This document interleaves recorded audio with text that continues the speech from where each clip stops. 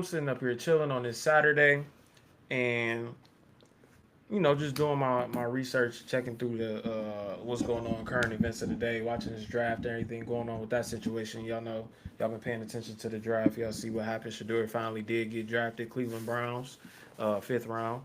But I get a notification, and when I'm searching, I see that there are some artifacts being removed from the National Museum of African American History and Culture, also known as the Black Smithsonian, up there in Washington, D.C.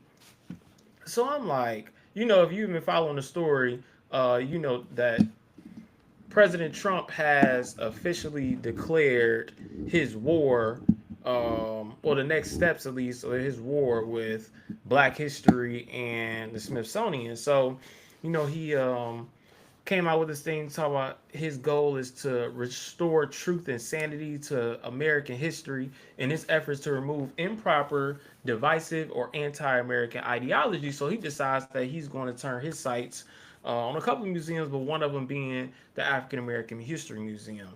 And again, why I say that this is so important is because we people are trying to distort, they are trying to rewrite, and they are trying to whitewash the history for Black Americans. And as we all know, it is important for us to make sure that we maintain and retain the themes and the true story of African American history. And so, one of the things that I'll say too is that it's incumbent on us as Americans to make sure that we are protecting and preserving the information that tells the whole entire story, unadulterated, of the accomplishments, of the tragedies, the triumphs of African Americans. Mind you, this is happening. Like I said, y'all see me watching on different cameras. That's because I'm live on Instagram, Facebook, YouTube, TikTok. I got all the platforms going for this one. And so it's important because when we look at the timeline for the African American History Museum up there in DC, we are just now coming up on 10 years. Remember, it opened in 2016 up under President Obama as he was on his way out and as Trump was coming in for his first term. So we've had this gem, this jewel, for less than 10 years. And it's a beautiful location. It's something that has been in the works for decades to be able to have a place in the heart of, in the capital of our country, the heart of our country, up there in DC, very historic landmark, to be able to capture and to tell the story of the centuries of years of Africans and African Americans and Africans of the diaspora and their contribution to America. And it is being picked apart piece by piece by this current presidential administration. And this is something that we have to make sure that we protect because this is the true story with the timelines and the artifacts, the remnants of the struggles and the success of us. And this is the thing that we need to be laying down our bodies to preserve and protect at this time because it is important because people can go there and get the proper context of what happened in America.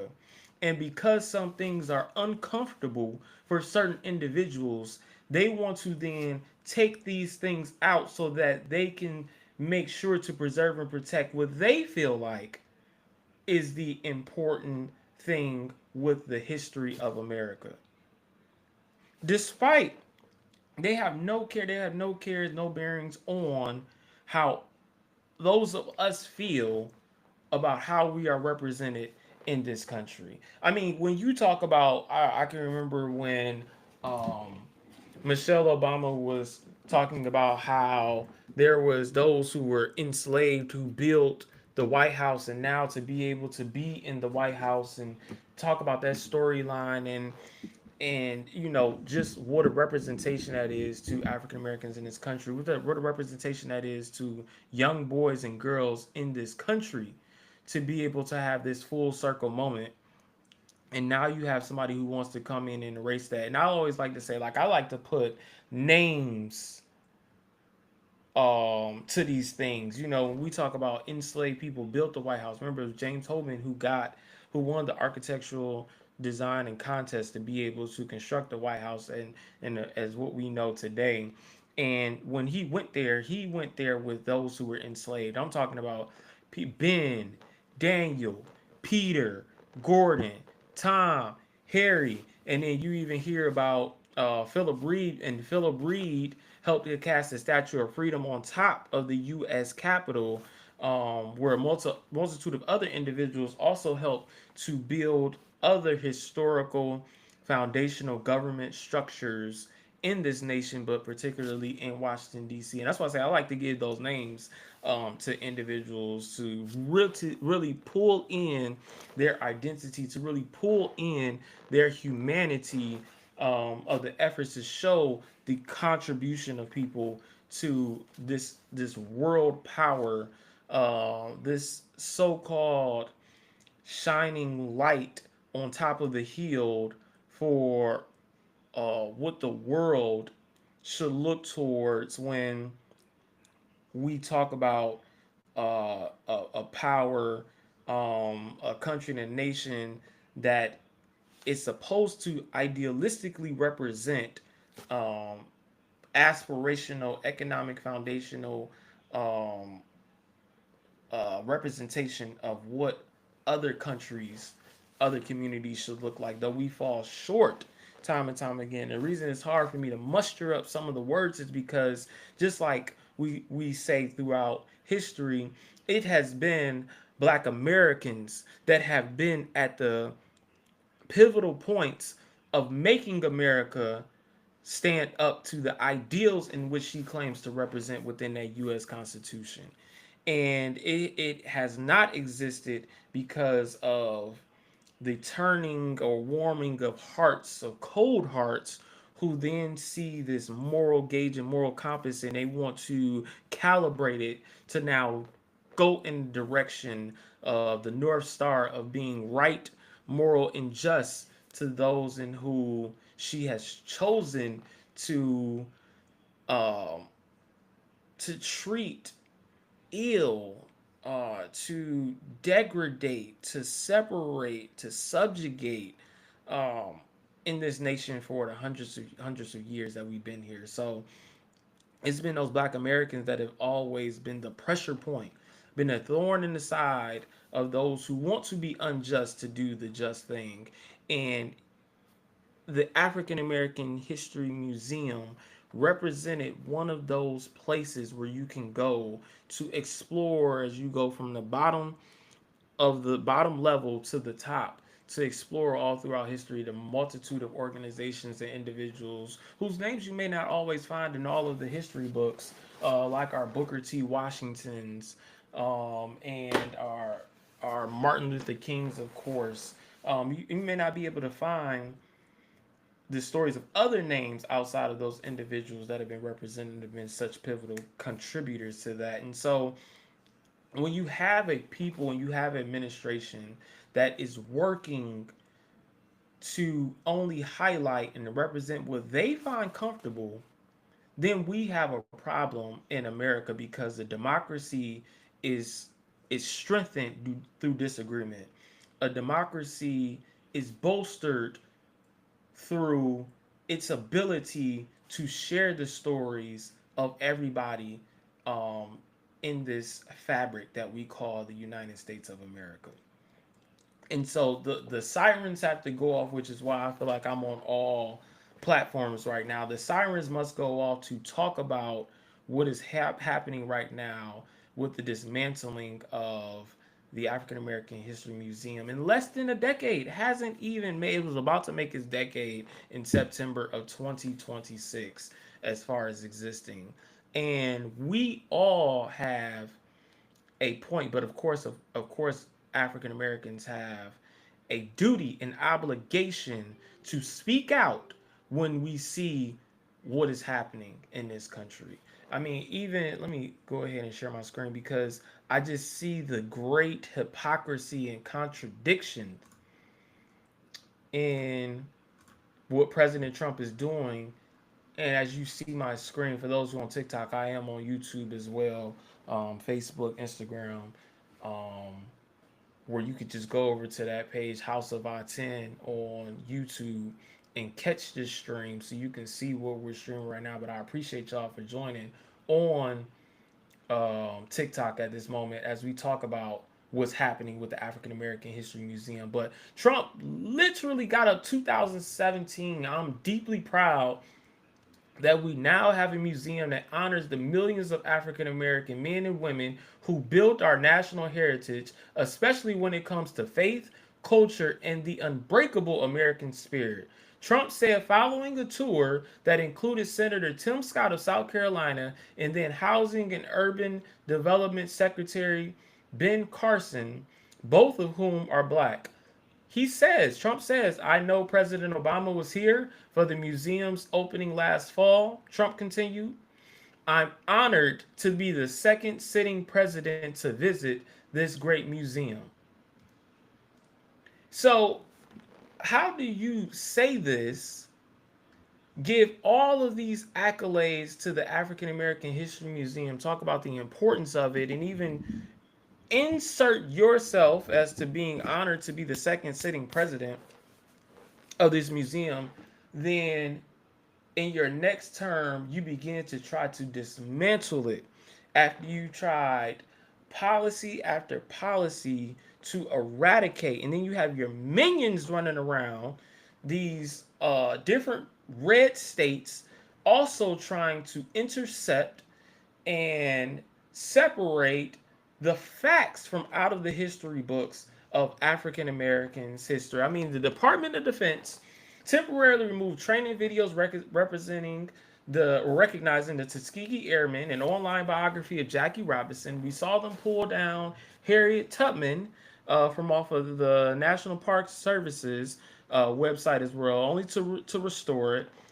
And then in February, Trump fires Air Force General C.Q. Brown Jr., champion of racial diversity in the military, as chairman of the Joint Chiefs of Staff. Brown, in the wake of Floyd's killing, spoken publicly about his experiences as a black man and was only the second general to serve as chairman. Then the administration fired diversity officers across government, curtailed some agencies' celebrations of Black History Month. I'm talking about going so far in the Department of the Navy on the date of the Black History Museum event, or the Black History Month event, cancels it, cancels it during the month of February. And mind you, see, this is all important too because we get to get context and we get to understand the true sources of how things came about when you have places to go that represent African American history, because you still have people in this day and time who believe that Black History Month was given to us by outsiders because it's the shortest month in the year. Not understanding that its origins come because father figures of Black history, like Dr. Carter G. Woodson, decided to pick Black History Month because it started off as Black History Week to commemorate the birthdays of both the Honorable Frederick Douglass and President Abraham Lincoln, whose birthdays was in the week, February 12th, February 14th, respectively. And then it ends up being broadened to Black History Month in the 1970s.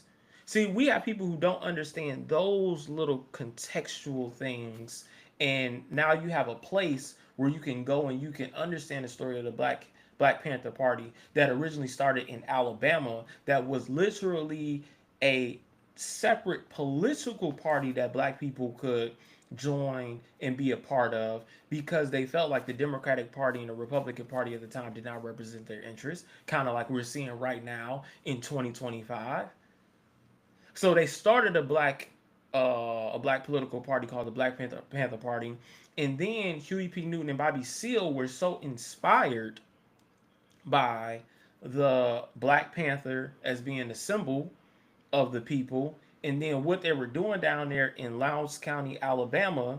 So then they started the the Black Panther Party for Self-Defense in Oakland, California, as a build off of that other Black Panther Party. So a lot of our people don't even know about the actual political party called the Black Panther Party.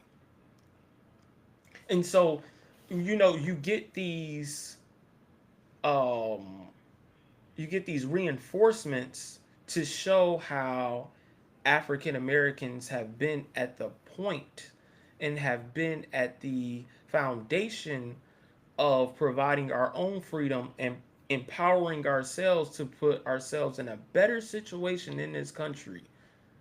Just like you did with the sit-ins. And then you see how young people, Children's Crusade, Birmingham, 1963, where about 2,000 youth between the ages of 8 to 18 go out and march in the streets to secure their own freedom in a better place of society in America. See, they don't tell this story to our elementary, middle, and high school kids as well, where our youth may not understand exactly what can we do to improve our situation, but then to understand that it's only been the youth, well, not only, but largely been the youth who have been at the center of improving our situation as African Americans in this country. So you get the Children's Crusade. Then you get the sacrifice of the young girls in the 16th Street Baptist Church bombing. 4 little girls. 3 of them are ages of 14. One of them is 11. And we go on and on. You talk, when I get back to the sit-ins, you talk about the 4 at NCAT, North Carolina A&T University, who then inspired thousands throughout hundreds of cities across this nation to demand that we have the ability to go where it is that we want to go and to shop where it is we want to shop and not have our lives threatened in this country to be able to move about.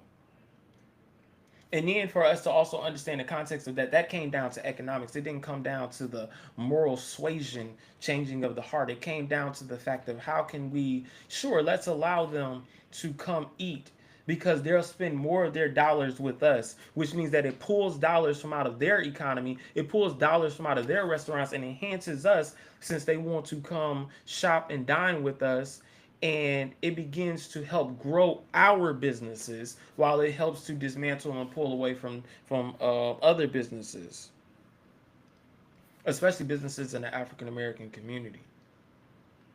And so when you get to study African American history and you get to see these stories and you get to learn more about the humanity of figures like Muhammad Ali beyond the boxing, this is represented in museum. I had a chance to go to the Muhammad Ali Museum in Louisville, Kentucky, and learned way more about the work he did, the worldwide work he did. And see, these are just the examples of why we cannot sit by idly and allow people to attack our structures and our places that's represented for us, that were created by us, invested by us, to make sure that our story is represented correctly. The preservation of our HBCUs, the preservation of other museums throughout this country, preservations of neighborhoods, the creation, not only just the preservation, but there needs to be the creation of other institutions that represent our interests, that tell our stories. There's not enough. So while people are trying to pick apart the ones that we have, we also have to be building simultaneously. But the answer, the tolerance can never be to sit by idly and allow these things to happen. All the alarms should be going off. All the investments, organizations like the Black History Project, which I have the privilege of being a part of, because when they decided to dismantle Black history and the story of the Black experience in our K through 8 or K through high school institutions, all up under a trope and a veil talk about their teaching critical race theory when no, they weren't. They're just teaching and including the story of African Americans all throughout history, because since the founding of this nation all the way into present day, the only thing we hear about African Americans is that they were enslaved, they were part of segregation and Jim Crow. And Martin Luther King, Rosa Parks, and Jackie Robinson were pretty much the only pioneering figures that did something, but to not include the true story of Malcolm X and the Nation of Islam, to not include the true story of the Black Panther Party. The Black History Project organization was created, bolstered, and asked for volunteers or people to come in and teach throughout our community centers within the state of Florida, but then to also host Zooms that was teaching people as far as Philadelphia, North Carolina, Georgia, Texas, to talk about the full story and to provide a place and space where whether you're a young kid or whether you're an adult can come and find out and use the Black History Project as a resource to learn about your history as they try to further veil it um, behind this wall of censorship. So when I got this information today, you did damn right. That's the thing that struck. And sometimes, you know what? My mom's always good for saying this. Sometimes things will push you, and when you get tired, when you get sick and tired of being tired, you will do something, you will move, something will push you to get out there and change the situation and circumstances in which you find yourself. And I guess this was it. I guess going and trying to pull out these artifacts that represent, shows the real Bible that was given to the enslaved, that shows the other remnants of the conditions in which we found ourselves subjugated to through European and Spain's imperial powers, to further create this gap and to widen the oceans of disconnection between African Americans in the United States and Africans on the continent, and to introduce these tropes, stereotypes, and to put these messaging out there like our good, horrible individual named J. Edgar Hoover did during his time when he was head of the FBI. You see, our history is interwoven, and see, and this is another thing too of our immigrant brothers and sisters fail to not understand, no fault of their own. Sure, it's not included in the history books, of course, but it was Black Americans who helped to fight for their ability to come to this nation in 1968 when we rewrote and asked for a new policy for the quotas that was put in place in this country, to only allow a certain group of people from certain countries, European countries, by the way, Western European countries, not even Eastern European countries, to be able to come to America. It was Black Americans who unselfishly said that the way that they treat our brothers and sisters from different countries that have different ethnic backgrounds, whether Hispanics, Asians, Indian, not the misnomer Native Americans, the indigenous people that was here. I'm talking about our brothers and sisters from India having the ability to come over here, get an education, use the resources in the United States of America. It was the policies that was put forward, the Hart-Celler Act that was put forward during the civil rights struggle to advocate for those of you who come over here and wipe your feet on the backs of our work and want to disrespect us in our neighborhoods as to where we help to contribute for you to be able to come to America. But then to only be turned around, rejected, and slapped in the face as if it wasn't our efforts that are the reason that you're here and you're able to thrive, survive, and exist in this country. See, that's the information that's not put in our history books so that everybody gets a full understanding, contextual understanding, and the full context and holistic perspective of what African Americans have contributed in this country, not just for ourselves, but for other people as well.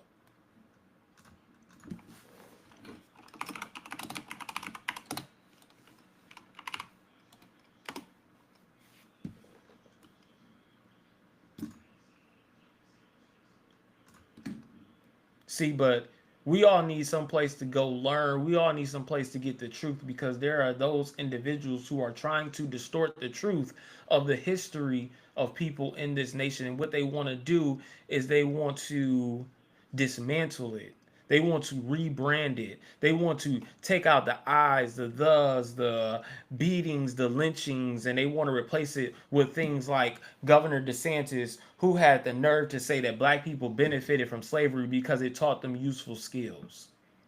Or how they want to rewrite in the Texas history books to say that wasn't slavery, it was black people, they were black immigrants back then in 1619 all the way up until 1808, when they no longer allowed for African Americans to be shipped from one country to the other. So then they existed in a hyper breeding of plantation, from plantation to plantation, to use black men to go around plantation to plantation to impregnate black women so that they could increase the amount of slaves that they would have, since America cut off the transportation of black people from Africa over until the United States of America. And mind you, when they did that, they gave them 20 years to make the adjustments. For 20 years, they were still able to be shipped. So, if you don't know, now you know about the Hart-Celler Act of 1965, also known as the Immigration and Nationality Act of 1965, at a pivotal point during the civil rights movement in this country.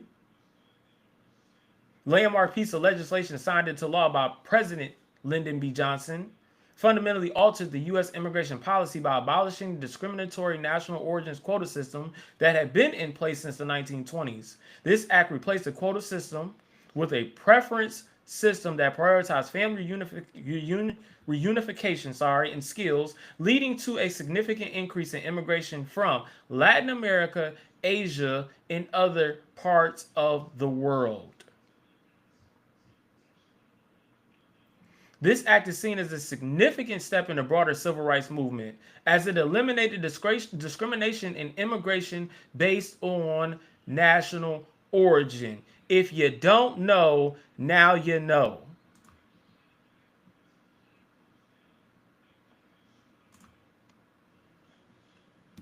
See, this is what they want to be able to do. They want everybody to just sit in a pool of ignorance, to not really understand. Because why? Because it allows for more opportunities for us to separate ourselves from each other, instead of banding together as people against ignorance, against discrimination, against oppression. This is why they don't want people to have the ability to go to museums and to study the history, or when they go to museums, they want them to be able to hide the proper information that's there, that will give people understanding and that will give people opportunities for reconciliation.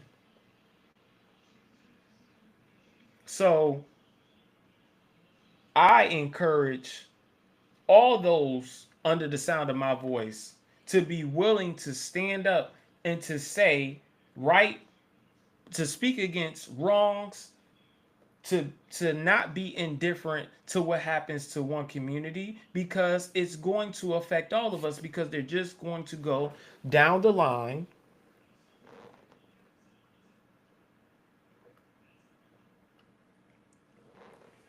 from one group of people to another, and they're going to censor. This is censorship. When censorship arises, we have to fight back and speak out against it. I'm telling you, they can't stop us. It's here. Black History book, all this information, it's here.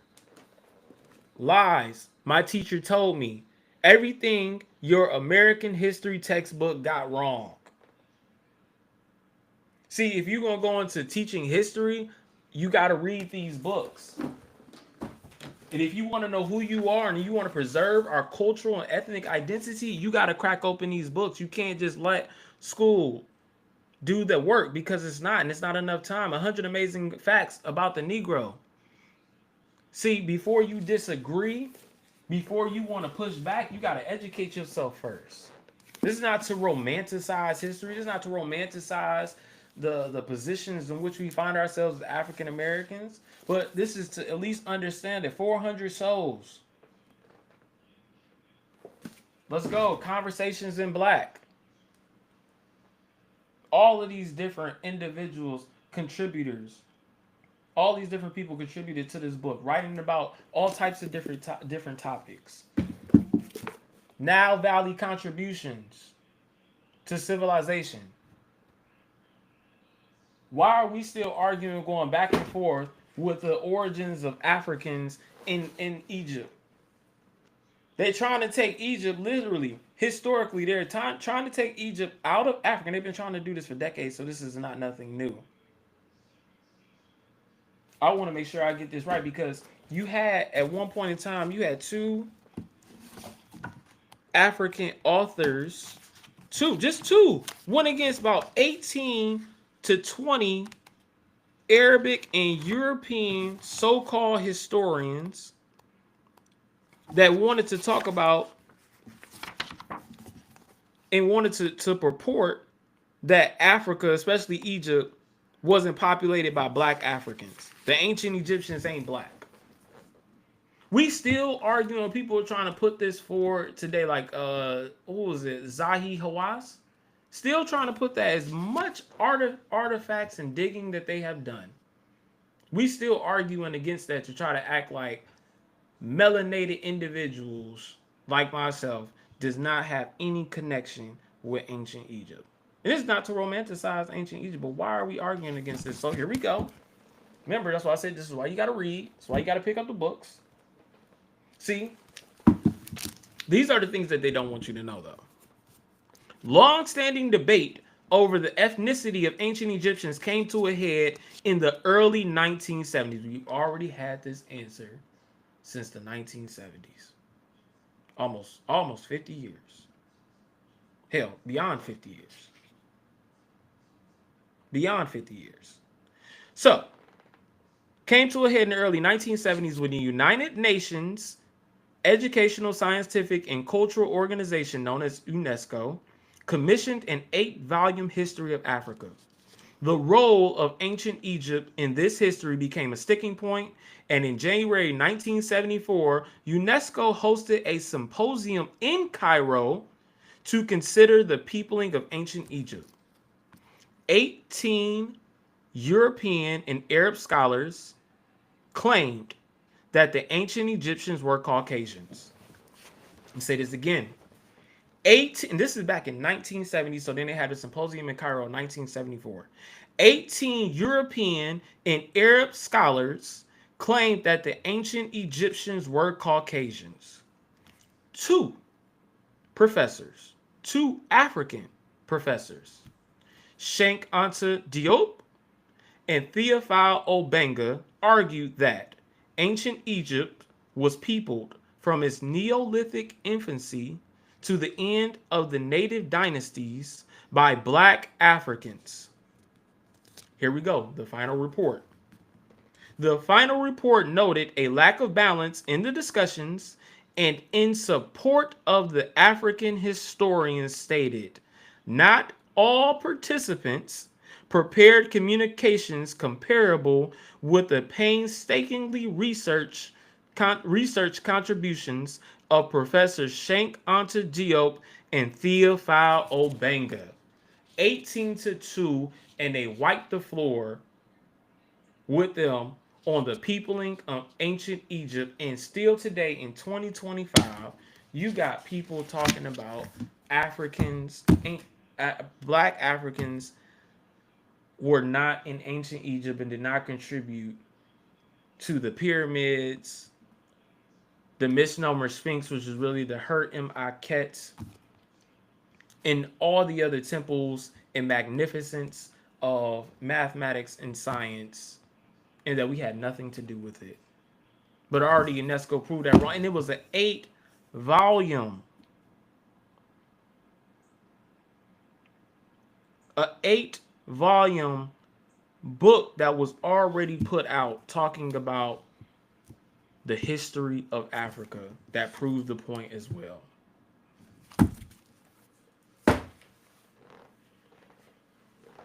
So this is why you have to be outraged and why you just cannot sit back and believe in your mind and believe in your heart that African American history is important and what they are trying to do to the African American History Museum is irrelevant.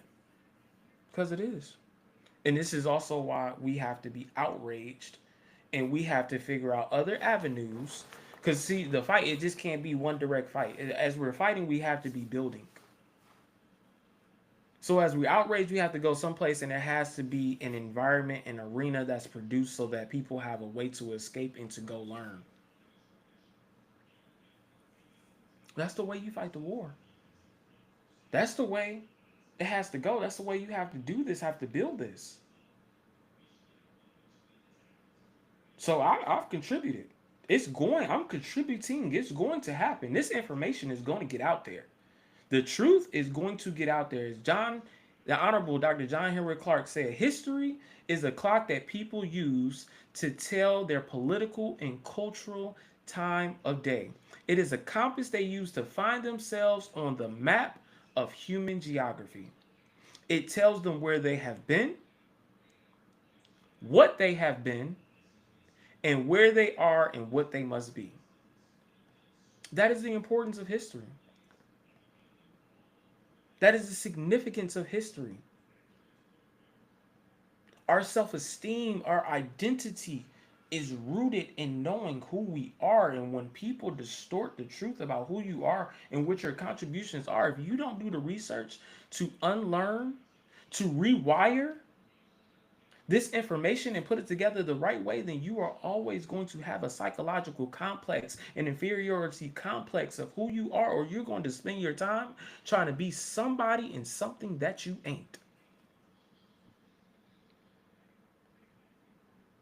And so I have to call on the great thinkers like Dr. Naeem Akbar, who wanted to deal with the psychology of African Americans and to incorporate history and the lack thereof and the importance of knowing the true historical concepts, because it goes beyond just being able to name dates, but it talks about ideology. Why is it that when we talk about philosophy, we don't bring up names like Marcus Mosiah Garvey? Who are our African philosophers? W.E.B. Du Bois, Booker T. Washington, E. Franklin Frazier. Who are our African philosophers that have dealt with this?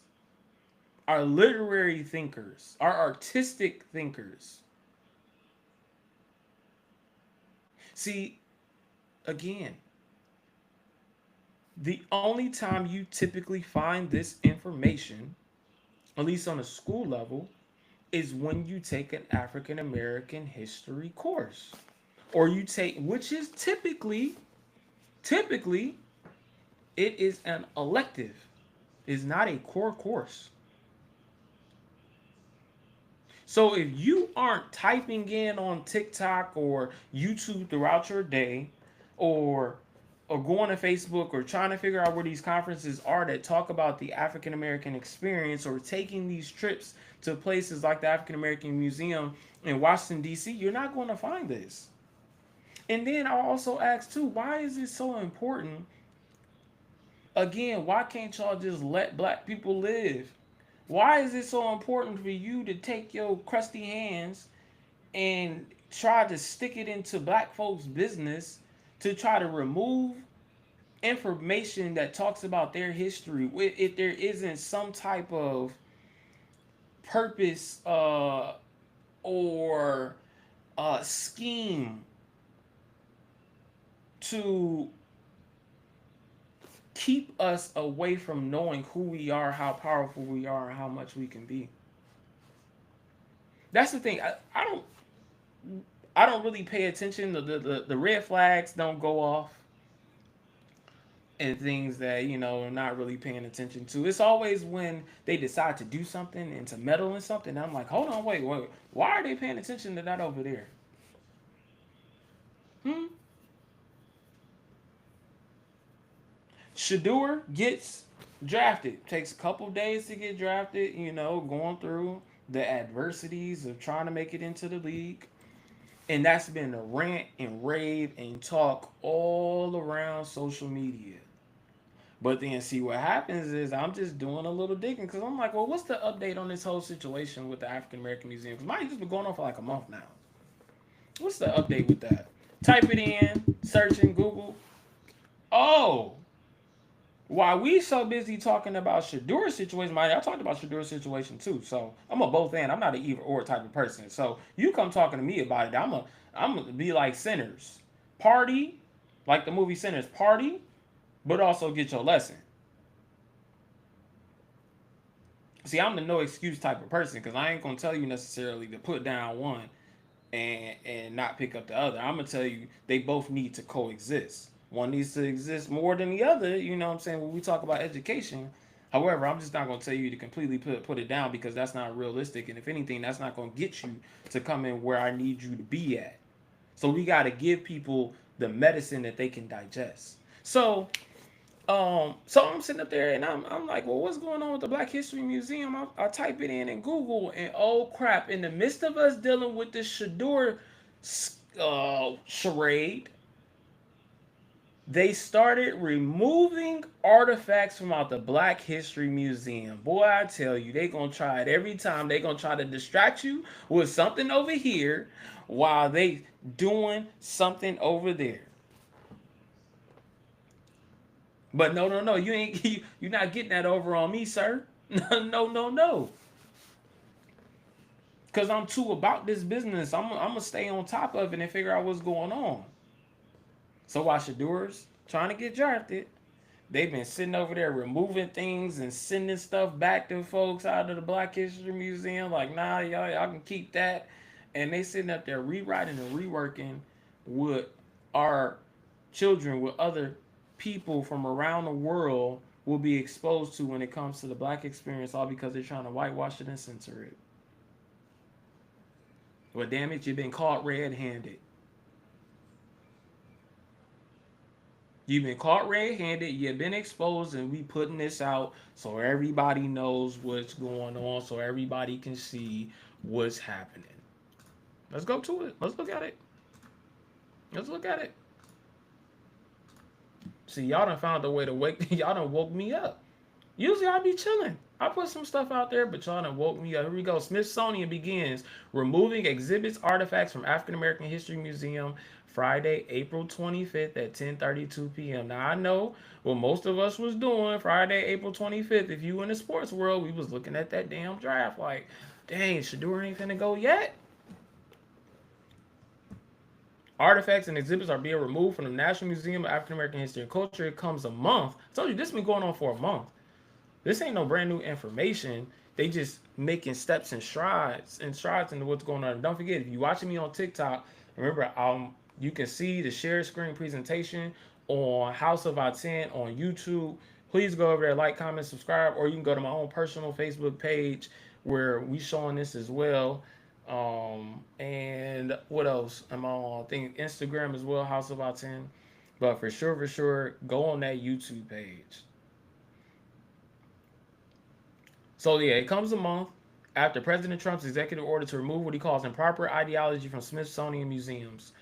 Of course, tourists travel from all across the country to see the National Museum of African American History and Culture. Black history is also American history. Yeah, 100%. Tanika Williams says, I wanted to make sure that I got to go through the exhibit and see the things that my parents and other people sacrificed. But some of the objects in the museum are being removed. I'm concerned about what might not be here in a few months. The only way that they get away with this is if we stay silent, if we don't say anything. That's the only way that they get away with this. Also, we have to substitute places that people can go, or at least provide another place where we can talk about these and have these conversations so that we can make sure that we preserve and be the outlet for where people can go to continue to learn about history. Also, if you didn't know, they put the executive director Kevin Young on an indefinite leave. That happened way back as well too. They put him on leave before they even put out the executive order known as Restoring Truth and Sanity to American History. But still to this day, I haven't found it. If y'all found it, y'all can put it in the comment section, put it in the chat. But I haven't even found out why they put him on leave. Now, most people think that it has something to do with this whole executive order that was coming down, but they've been quiet about it. And so we need to ask and need to know why the brother was put on leave in the first place. You know, like we need to do some digging and require that some things be answered, and we need to know what approach, what methodology are they using to remove things from out of the African American History Museum? Who's given the green light to be able to do that? And then what are they trying to replace it with? There's so many questions that we need to dig into and deal with and figuring out what's going on. And I'm gonna say it right now. I won't be surprised if this video is shadow banned. I won't be surprised if this video is not available for people to see and it gets censored. There's been no profanity in here. There's been no ad hominems in here. It's just been straight history, facts, and showed you the sources of the information from where you can get it. No reason for this video not to do numbers and not to go out far and wide about what's going on with this dismantling of the African American History Museum. But I tell you what, you're going to have another place where you can go and you can still get this history, still get this knowledge, still get this information. So I need everybody to subscribe. I need everybody to go and follow, like, and you see it down there in the description if you follow me on the YouTube at the Black History Project Inc. Because we got some phenomenal teachers, some phenomenal staff over there who are doing the phenomenal work to make sure that this information is out there, that this information gets put in the community as it needs to be, and so people can have a place to go and have a conversation that we can engage and indulge in as we do our best to protect our history. And so this can't be the only place, or we can't be the only people that's really doing this. We got to make sure that others, I'm just checking the YouTube, make sure that it's going good, that others know about this information and that others are aware of what's happening, because a lot of the biggest issue, just like when it comes to knowledge of self and who we are, is that a lot of people just aren't even aware that this is even happening. A lot of us aren't even aware of what are the different types of approaches that they're trying to take to dismantle our history. What exactly are they doing to keep from the rest of us? You know, because the goal is to keep us at odds so that we don't know, and that they're able to put out misinformation about each other. Same thing with this whole immigration situation.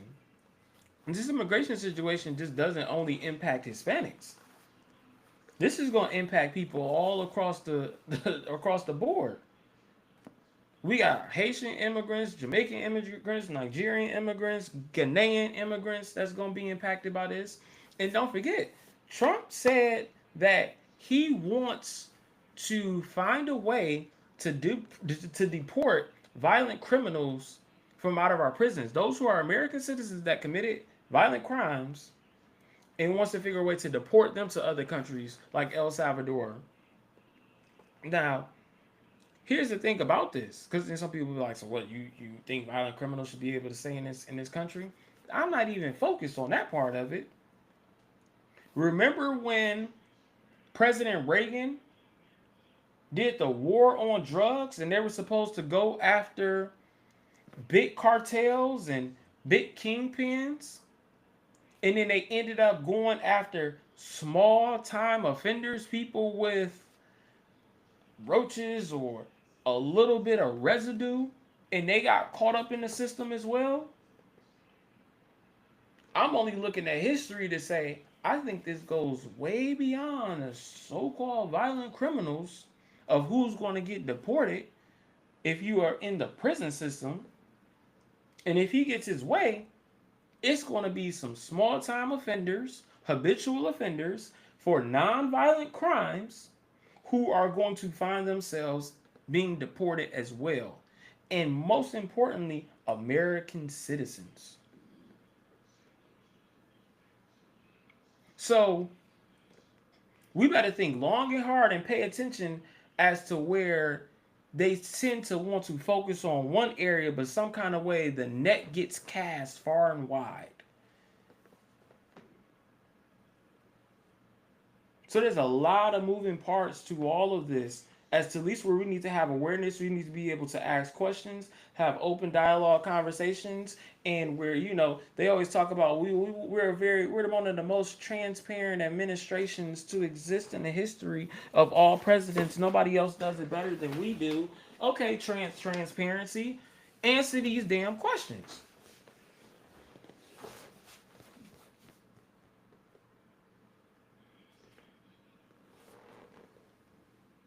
Which one of these objects is used in hoops? I don't even confirm.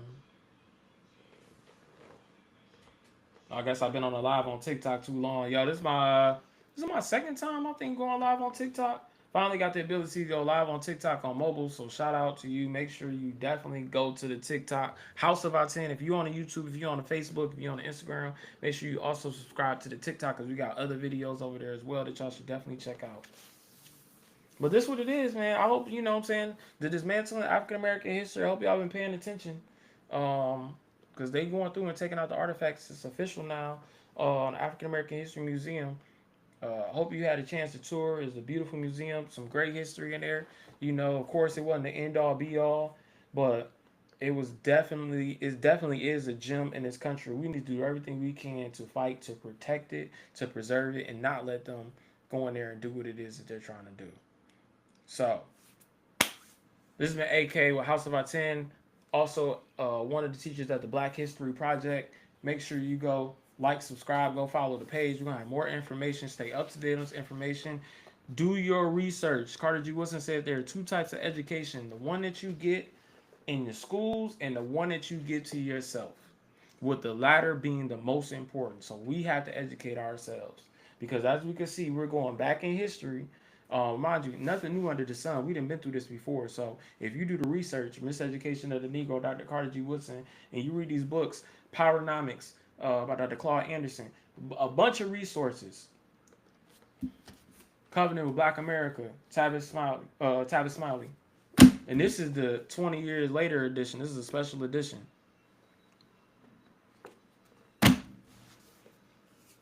They can't get over on us when we know what it is that we need to do. We know our history, we understand. You know what I'm saying? So, peace.